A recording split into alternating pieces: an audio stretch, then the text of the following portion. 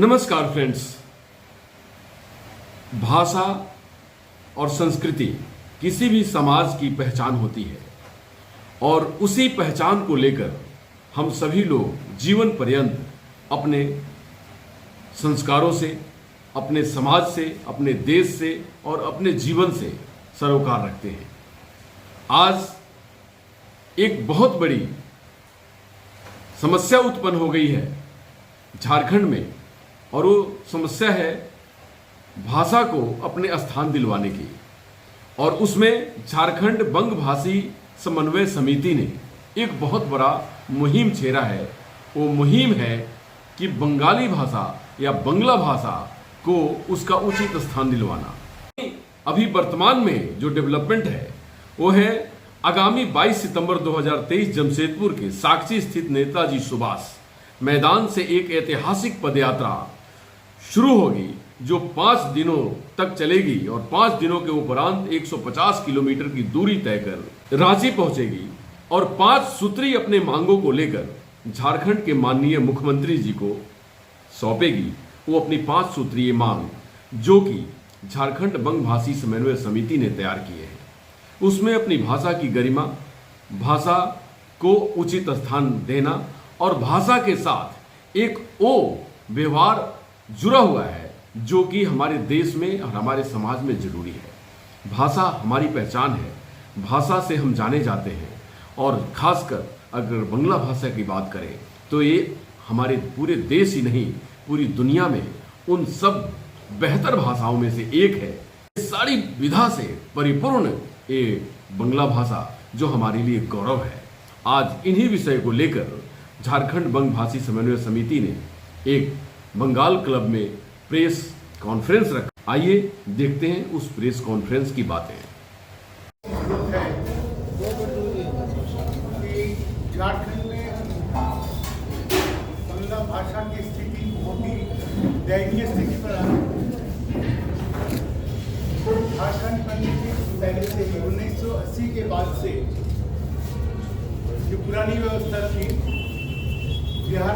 जब बिहार में थे हम लोग 1980 तक करीब बंगला माध्यम से पठन पाठन का बहुत ही सशक्त व्यवस्था का है। पहला मांग है कि झारखंड के अंदर में जैक के अंडर में कक्षा 1 से लेके 12वीं तक बंगला माध्यम से पठन पाठन व्यवस्था चालू किया जाए जो बिहार में चालू था। दूसरी मांग है कि 1 से लेके 12वीं तक का सभी विषय में सिलेबस को जारी किया जाए और उस सिलेबस के मुताबिक पर्याप्त मात्रा में पुस्तक छपवाया जाए और सरकारी देखरेख में पुस्तक का वितरण हो। हमारी मांग है कि जो 1990 को कट ऑफ ईयर मान के जितना विद्यालय को बांग्ला माध्यम से बंद करके हिंदी या अंग्रेजी माध्यम से चालू किया गया, उसे फिर दोबारा वापस बंगला माध्यम से चालू किया जाए। हमारी मांग है कि बंगला एकेडमी का स्थापना हो और बंगला का जो शिक्षा है, संस्कृति है, इसको बचाने का बंदोबस्त। पैदल 5 दिन में पूरा 150 किलोमीटर तय करते हुए रांची पहुंचेगी। रास्ते में लोग जुटते जाएंगे, हर एक जिला से लोग आएंगे। रांची में एक बड़ा जनसभा होगी। उस जनसभा को हम मुख्यमंत्री जी से अनुरोध करेंगे कि वो आके हमारे सामने उस जनसभा में आके हमारा मांग पत्र को स्वीकार करे और उसके बारे में सरकार का वक्तव्य जो है वो पेश करें। हमारा भाषा और संस्कृति को बचाने के लिए हम लोग जमशेदपुर साक्षी आम बागान मैदान से सुभाष चंद्र बोस के यहाँ से हम लोग 22 तारीख को एक पदयात्रा निकालेंगे और 27 तारीख तक हम लोग रांची पहुँचेंगे, जिसमें हजारों की संख्या में पदयात्रा में लोग भाग लेंगे। विभिन्न शहर और विभिन्न गांव के लोग पहुंचेंगे और रांची में लाखों की संख्या में इकट्ठा होकर हम लोग अपना मांग को और आंदोलन को बृहद रूप में देकर हम लोग मांग करेंगे कि हमारे मांग के जो 5 सूत्री मांग है उसको पूरा करें, अन्यथा हम लोग और बृहद आंदोलन करेंगे। उसके लिए बाध्य होंगे, जो हम लोग विचार करेंगे हमारे संगठन में, उसके बाद हम लोग आगे के बाद फिर मीडिया के सामने बताएंगे। आज ये जो लड़ाई है, ये जो पदयात्रा है, सिर्फ अपनी मातृभाषा को बढ़ाने के लिए नहीं है या मातृभाषा को बचाने की लड़ाई नहीं है। आज झारखंड में बांग्ला भाषियों की स्थिति ऐसी हो गई है कि हमें आर पार की लड़ाई की स्थिति में ला के खड़ा कर दिया है। जिस झारखंड के माटी में बांग्ला भाषी, हमारी लड़ाई किसी जाति से नहीं है, हमारी लड़ाई किसी राजनीतिक नहीं है, हमारी लड़ाई किसी धर्म से नहीं है। हमारी लड़ाई सिर्फ बांग्ला भाषा का विरोध में, बांग्ला भाषा को खत्म करने के लिए जो रणनीति, जो कुचक्र चलाया जा रहा है, उसके विरोध में है। 1932 का खतियान को लेके कुछ नेता, कुछ संगठन जिस तरीका से बांग्ला भाषियों के ऊपर आक्रामक है, हमें उसका विरोध है।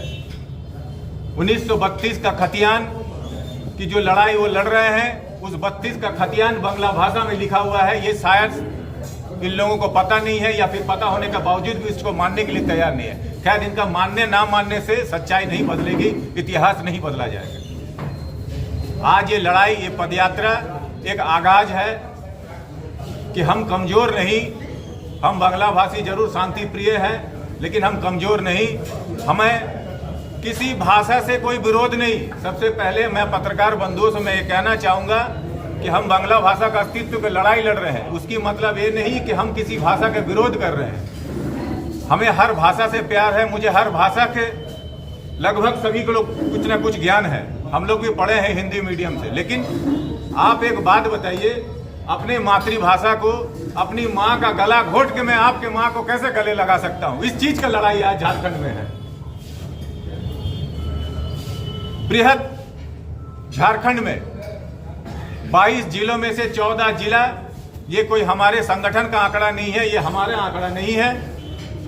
22 जिलों में से 14 जिला बांग्ला भाषी की संख्या सबसे ज्यादा है, तादाद सबसे ज्यादा है। उसके बावजूद भी चाहे किसी भी दल के नेता हो, किसी भी सरकार हो, किस तरीका से अवहेलना कर रही है, ये बड़ा चिंताजनक बात है। आज लड़ाई इस बात की है कि आपको बांग्ला भाषियों की प्यार, बांग्ला भाषियों की सपोर्ट, बांग्ला भाषियों की अस्तित्व आपको चाहिए या ना चाहिए, कि आप समय रहते 2024 के आम चुनाव से पहले, क्योंकि पिछले 23 साल से हम लोग आश्वासन सुनते सुनते अब थक गए हैं। अब हमारे पीठ के पीछे दीवार आ गए, हमारे पीछे जगह नहीं है। अब हम आगे बढ़ेंगे, चाहे उसके लिए कुछ भी हो जाए। 2024 के चुनाव से पहले अगर सरकार कोई सकारात्मक कदम नहीं उठाती है, तो 2024 का चुनाव तमाम झारखंड के बांग्ला भाषियों की तरफ से एक गहरा सूचना सरकार को देगी, सारे राजनीतिक दलों को देगी। धन्यवाद। आज हम लोग का जो एक प्रेस वार्ता में सभी को आमंत्रित किए हैं, उसका मूल उद्देश्य है कि बांग्ला भाषा को बचाने का। आज हमारे राज्य में जो स्थिति है, बांग्ला मीडियम स्कूल बंद करके उसमें हिंदी छुपा गया है, लेकिन बांग्ला में लोग पढ़ना चाहते हैं। मातृभाषा रविंद्रनाथ टैगोर ने क्या कहा, तो अगर नहीं पढ़ाए तो कोई भाषा को आप अनुवाद करके पढ़िएगा, तो हृदय का भाषा नहीं होगा। माँ का गोद में जब बच्चा पलता है ना, तो माँ का भाषा ही हो सकता है, तो वही भाषा से उसका पढ़ाई लिखाई सब होना चाहिए। लेकिन हमारे इस झारखंड में दुख की बात है कि बहुत सालों से प्रयास करने के बाद भी अभी तक बांग्ला को सेकेंड लैंग्वेज का दर्जा दिया गया, लेकिन ये एक लॉलीपॉप देना जैसे, वास्तविक में उसका कोई कामकाज में कोई ऑफिशियली उसका कोई शिकार नहीं किया गया। तो हम लोग का यह आंदोलन है कि हम लोग एक मेमोरेंडम देंगे, एक गवर्नमेंट का तरफ से हमें आश्वासन चाहिए जो धरातल में वास्तव रूप देगा।